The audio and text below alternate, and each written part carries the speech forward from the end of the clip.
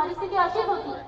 फक्त जेव्हा शेख हसीना यांचं सरकार आलं तेव्हा 1997 मध्ये पहिलं महिला राष्ट्रीय विकास धोरण जे काढलं होतं ते स्त्रियांच्या सुरक्षेसाठी महिलाचा दगड ठरलंही, परंतु त्यानंतर ते फार काळ टिकलं नाही. कारण 2004 मध्ये पुन्हा खलिदा निजामी सरकार आलं, ज्यात जमाते इस्लाम सारख्या संघटना सामील होत्या आणि त्यांनी सुधारित धोरणाच्या नावाखाली महिलांचा समान हक्क आणि प्रतिष्ठेच्या मुद्द्यांना विस्तर वगळून रूढीवादी शक्तींचं वर्चस्व पुन्हा प्रस्थापित केलं. 1971 मध्ये बांगलादेशात भयानक परिस्थिती होती. त्यावेळेला अक्षरशः आमच्या आया बहिणींना कोणताही विचार न करता पाकिस्तानाच्या हवाली केलं या नाराधावांनी. आणि मित्रांनो, 1971 नंतरची अशी परिस्थिती होती की 12 ते 50 ते 55 वयोगटातली एकही महिला शिल्लक नव्हती.